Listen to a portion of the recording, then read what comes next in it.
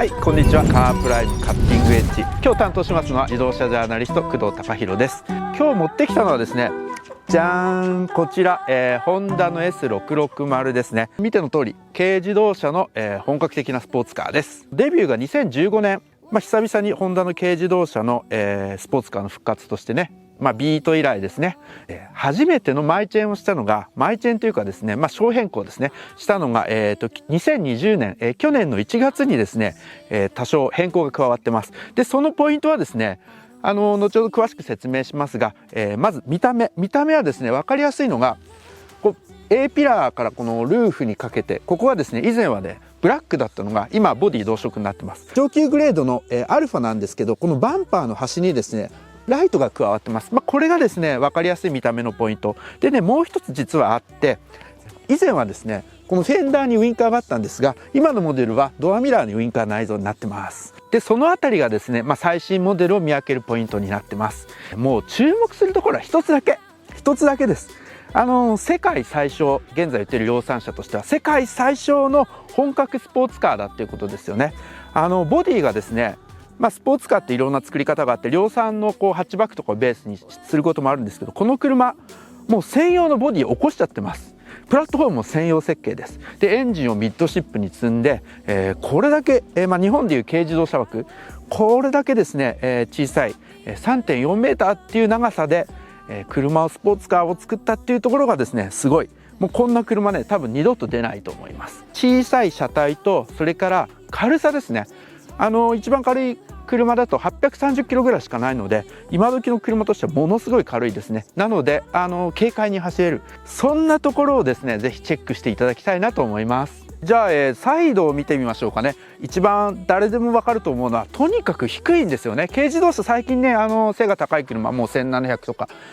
超えるような車もありますけれど、この車はですね、とにかく低い。僕は身長167なんですけど、もうそれよりも全然低くて、ルーフこうやってパンパン叩けちゃいますからね。そういった背の低さもポイントですし、スポーツカーはやっぱりこう後ろに座ってこう人がですね、車を楽しむっていうのが一番大事なことだと思います。そういう意味でもね、これちゃんと本格スポーツカーのセオリーをちゃんとですね踏襲している、守っている車ですね。で、この車特徴はやっぱりこのエンジンが後ろについていることですよね。ミッドシップといって乗員の後ろにエンジンがついてます。何がいいかっていうと、重量配分を最適化できることですね。フロントを軽くして、リアを少し重めにしてトラクションを稼げるようになります。で、後ろに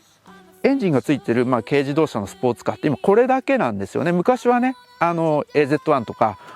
ホンダのビートとかありましたけど、今はもうこれだけになってます。で、この車あとその重量配分っていうのがすごく気にしてまして、前後50対50がいいとかいろんな説があるんですが、この車の場合は、フロントが45、リア55、そういう重量配分になってます。じゃあエンジン開けてみましょう。これ後ろ側にこうフードが開くようになってます。はい、3気筒のターボエンジンですね。660cc、 これで64馬力を発生します。なんかね、レイアウトとか結構美しいんですよね。こうパイピングの形状とか、やっぱね、スポーツカーのエンジンはですね、見せることも大事なんで、見てこうチープな感じとかしないように、作ってあるなっていうのが伝わってきます。屋根外してみましょう。今日ですね、屋根の外し方を、全体を見てもらうために GoPro ここに装着してます。はい、では乗り込んでみます。ドアノブがね、結構凝った形してるんですよね。ホンダ車の中にもこういうのないですよね。専用設計ですね。非接触キー、いわゆるスマートキーですね。そのドアロックとロック解除のボタンですね。外から見えない、目立たない場所にあるんですよね。結構ね、細かいところまでね、すごいこだわってるなっていうのはこういうとこからも伝わってきますね。で、乗り込んだらまず、センターのロックを外します。で、それからですね、左右のロック、2箇所ですね、右と左、これを外します。はい。で、そしたらですね、あとはもう簡単です。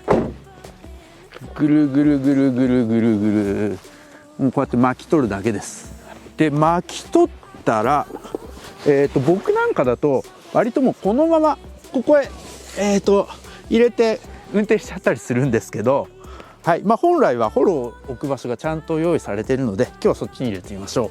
はい、でちなみにこれ掘るねやっぱ手動なんでちょっと手間はかかるんですけど、今見て分かる通り慣れるともう1分ぐらいですよね。そのぐらいで外すことできます。ボンネットを開いて、ここにケースがあるんですが、これねいいと思うのはやっぱねダンパーがちゃんとついてるのがいいですね。これダンパーなければこう片手でホロを持って上げながらこうつっかえ棒しなきゃいけないんですけど、その手間がないのはですね非常にいいです。これでここにボックスがありますね。でこの車エンジンがここにないので、その代わりこういうユーティリティボックスがあります。はい、でこれを開けますね。前側に開きます。ボックスがあって、ここにホロがちょうど収まるようになってます。はい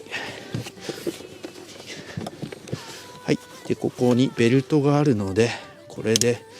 固定して、はいバチッバチッ、これで完了ですね。この車はトランクと呼べるものはここしかありません。なので、荷物を置く場所はっきり言ってないです。ただ、そういうところがこの車の、買う資格があるかどうかのふるいのようなものですね。これで荷物積めないんじゃなっていう人はこの車厳しいと思います。じゃあ今度逆にですね、ホロ閉めてみましょう。先ほどのボックスにホロが入っているので、これを取り出します。はい、ホロ自体はですね片手でこうやって持ってる重さになってますね。でホロを閉め、はい、でボンネットも閉めます。はい、でホロをですねまず、フロントとリアを間違えないように、かけますが、これねリアって実はちゃんと書いてあるんですよね。でこれを目印にして、真ん中にバッて置いちゃうのがいいと思います。まず真ん中を定めて置く。はい、そこからですねもう左右に、合わせていく。はい、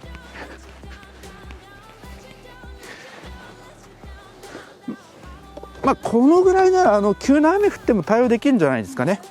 はい、で中に回りまして、はい、バチッと閉めて、はい、で真ん中を固定。はい、これで終了です。では、中を見ていきましょう。まずですねこの車座った瞬間にですねいいなと思うのはシートの作りなんですよね。例えば軽自動車ってよくねシートがちっちゃいとかホールド性がないとかってありがちなんですけど、軽自動車あるあるです。はい、なんだけどこの車見てください。これシートだけ見たらもう普通のスポーツカーですよね。サイズもしっかりしてますし、あとこういうサイドサポートもうすごい張り出してがっちり作ってます。サーキットでもね対応できるようなこうホールド性があると、そういうシートからもホンダ S660 結構本気で作ってるなっていうのがすごいよくわかりますよね。この S660 のキーワードはそういう本気なんですよ。サイズはちっちゃいんだけど作り込みはすごくスポーツカーになってる。例えばねこのインパレの作りだってこうドライバーの中心に対してこう左右対称になってて、もうスポーツカーそのものですよね。これ写真で見てこれ軽自動車って普通ね分かんないぐらいなってると思います。シフトノブこれマニュアル車なんですけど、こういったですね金属調の作りでそこにスエード調の、合皮を貼ってあってすごくね質感がいいですよね。でこういうところ本当大事だと思います。で質感といえば、ステアリングもねこれスエード調になってて肌触りもいいというか、レーシングカーみたいな雰囲気、競技車両っぽい感じに仕立ててますね。直径が 350mm、 これねホンダ車の中でね一番ちっちゃいハンドルなんですよね。で形もちゃんとねここコブが出ててスポーツカーっぽい、下はねフラットに D シェイプになっててすごくスポーツカーっぽい作りになってます。もちろんねこれ専用設計ですからね S660 の。で最新モデルの上級グレードはここスエード調になってます。この握る部分がレーシングカーとかね競技車両っぽい雰囲気ですよね。質感もいいしね、このハンドル見てこれ軽自動車だと絶対思わないですよね。すごくいいなと思います。最新モデルだけの、ポイントとなってくるのがですね実はこのシートヒーターなんですね。ローと、2段切り替え式のシートヒーターが、上級グレードの、アルファに入ってます。多い誤解がオープンカー夏の乗り物だっって思われがちなんですけど、実はそれは誤解で、真夏はね暑いんで乗りたくないんです。オープンにしたくありません。一番いいのは春とか秋のこう心地いい陽気だなっていう時が、オープンカーのベストシーズンで、あとはちょっと寒くなってきてもオープンカーって割と気持ちよく乗れるんですが、その時にですねやっぱ役立つのがこのシートヒーターね。シートヒーターで体ポカポカにしてると少し寒いぐらいでも快適に運転できます。もう絶対オープンカーの必需品、これねついて本当良かったです。他の車にあんまりない、個性というか特徴がですね、リアウィンドウですね。これ開くんですよ。でしかも電動です。下げてみましょう。何がいいかというと、オープンの時の開放感がまず高まりますよね。でそれに加えてもう一つ、屋根を開けない時でも後ろを開けることによってエンジンの音がですね中によく伝わってくるんですよ。でこれエンジンの音も作り込まれてるんで、やっぱ運転楽しむ時はエンジンの音いっぱい聞きたいなと思ったらここ開けるといいですね。途中で止められるんで、入ってくるボリューム調整もできたりします。はい、では、インプレッションいきましょう。 S660、グレードは、アルファ上級タイプですね。でトランスミッションマニュアルです。このマニュアルはですね、トランスミッション6速ですね。でリバースの位置は6速の右隣にあります。一番ドライバー側の下ですね。これミッションかっちり入りますね。 S660 用に作られたミッションギアボックスなんですよねこれ。でその版とか N1 の RS のマニュアル車とかそういうところにも使われているトランスミッションの軽自動車用のやつですね。ほんとね座った瞬間スポーツカー、このタイト感、スポーツカーってタイトな車いっぱいありますけど、横幅がこれだけしかないっていうのはなかなかないですよね。ものすごくね車幅が狭いですね。こういうスポーツカーはね新車で買えるのはこれだけですよね。着座位置もちゃんと低いです。これはいいですよね。やっぱねスポーツカーはね低く座りたいですよね。ではスタートしていきましょう。トランスミッションスパスパ入るし、あとクラッチもねさっとつながりますね。扱いにくさはないですね。運転してて気になるのはですね、ちょっと後方視界が良くないかな。そもそもねヘッドレストがねルームミラーに映り込んじゃってますね。これは良くないんですが、純正オプションなんかで採用しているカメラ式のミラーをつけるといいんじゃないかなと思います。僕ねそれ乗ったことあるんですけど、相当後ろの状況が分かっていい感じになりますね。なので、もし S660 買って後ろ見えにくくて嫌だなと思ったら、カメラ式のミラーをね純正でもいいですし、車外のやつもう今いろいろあるんで、そういうの考えてみてもいいかなと思いますね。で一方でねサイドミラーはね結構見やすいですね。これ専用デザインで、ね、ものすごく幅が広いんですよ。天地は狭いけれど横はよく見えるようになってますね。ミラー越しの斜め後ろの視界は悪くないですね。走り始めてねすぐ感じるのはですね、エンジン音なんですよね。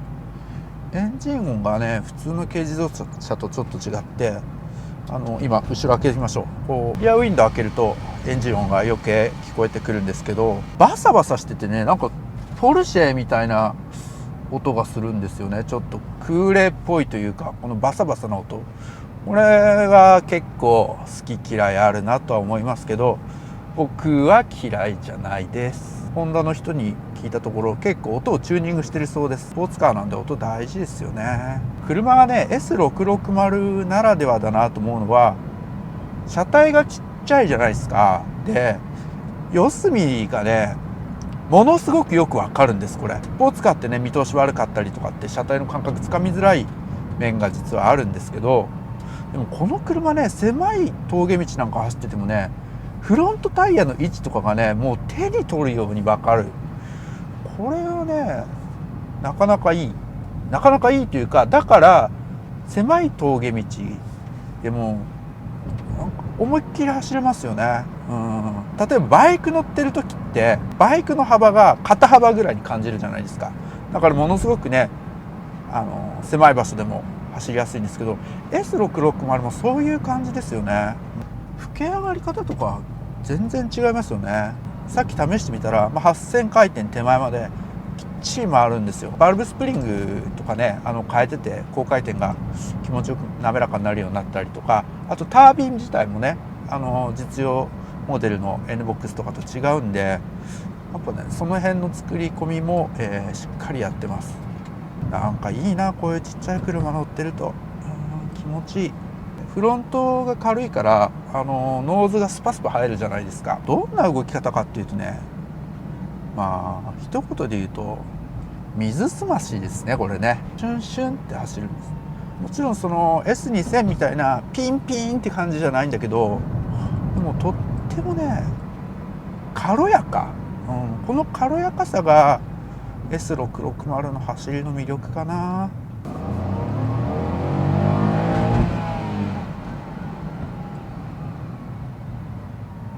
すごいな、これだけ、今一速だったんですけど、エンジン回してもまだまだ制限速度には届かないと。ギア自体は割とクロスレーションなんですけど、エンジンが高回転まで回るので、7700回転ぐらいまで回るので守備範囲が広くて、2速だと60キロまで出せます、速度が。だから狭い峠道、狭いっていうか普通の峠道だったら2速で事足りちゃうっていう、感じですね。はい、でちょっとアクセル踏んでみましょうかね。この辺りはねちょっと音が軽自動車っぽい音もするな。それは3気筒だからしょうがないですね。これはもう割り切り、この辺は妥協しましょう。でもそれよりもこのやっぱハンドリングが良くて、峠道走った時にこれだけ気持ちよく走れる。でこういう例えばタイトな峠道ってね、500馬力とかのスポーツカー来ても性能って絶対出せないじゃないですか。プロのレーシングドライバーが、クローズドした峠道とかだったら別ですけど、一般公道でそういう車が性能を発揮できないんですけど、これだったら結構エンジン回しても全然制限速度に収まっちゃうし、回してる感がすごい、なんて言うんだろう、運転してる感がものすごいありますよね。使いこなせるエンジンパワー、これね、タイトな峠道だったら大きいスポーツカーよりも速いと思いますよ。これ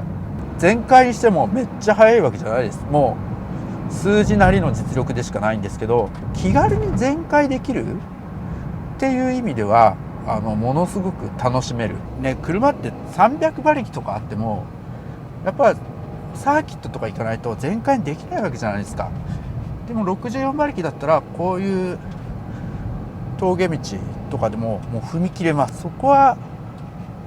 楽しみとしては結構ありますよね。なんて言うんだろうな、原チャリのギア車に乗ってる感じですかね。昔例えば僕も高校の時に乗ってた、NS50 とか NS1 とか、サイズから言うと SR50 とかそういうのかな、ヤマハのね TZR でもいいし、そういった感じで峠道をもうガンガンエンジン回しながら、だけど実際の加速とか速度はあんまり速くない、なんかそういう懐かしい感じ持ってますよね、これね。いや楽しいな。等身大のスポーツカー、S660 ってそういうところですよね。なんかサイズとかね、性能とかも背伸びしてスペックとかを誇るんじゃなくて、日常で乗って楽しめる、ものすごくファンなドライブができる、そういう車なんだなと思いますよね、乗っててね。いいな、本当欲しいなこの車。運転する喜びを全身で感じたいっていうか、日常でスポーツドライビングを無理して速度の高い領域でやるんじゃなくて、さっとさりげなく楽しみたい、そんな人にねこれぜひおすすめですね。この車とにかくですね、操る喜びに満ち溢れている。とにかくですね、運転してるのが楽しい、もう乗り始めると降りたくなくなる、そんな車でしたね。で贅沢ですよね、この車。軽自動車という枠なんですけど、もう専用プラットフォームで、専用のボディで、ミッドシップにエンジン積んで、とにかく手間かかってます。でコストもかかってます。なのに、販売台数が多いかっていうとそんなことがないので、もう商売的にはですね結構厳しいんですよ、こういう車って。でもね、ホンダが世の中に送り出してきたっていうことだけで拍手を送りたいなっていう気分になってきますよね。おそらくね次ないと思いますでさすがにこれ会社にゆとりがないとこういうことできないので、今ホンダはですね環境に対してすごくエネルギーを注いでて、F1 だってね撤退する、撤退ですね、撤退するって言ってるぐらいね、ホンダ今こういう車作る余裕がないので、次はおそらくないでしょう。なので買いたい人はとにかく早く買うこと、そんな感じですね。でこの車のどういう車かって言ったら、やっぱ存在としてもバイクですね。バイク荷物を置く場所がないとかちっちゃいとかいろいろありますけど、でもねバイクだと思ったらバイクよりは荷物積めるし、雨風もしのげるし割と快適です。そういった心構えで買うと、一番いいんじゃないかなと思いますね。家族持ちのねファミリーで、どうしてもセカンドカーが欲しい場合にファーストカーが例えばミニバンとか SUV、ステーションワゴンを家族用のファミリーカーとして、でセカンドカーでこういうの買ったらいいんじゃないかなっていうふうに僕はね思うんですよね。でこの車残価設定ローンで5年契約で買うと、頭金ボーナス払いなしで月2万円台で買えます。すごいね魅力的だなって思って、僕自身ね今買おうか真剣に悩んでます。はい、チャンネル登録いいね、よろしくお願いします。S660も買ってください。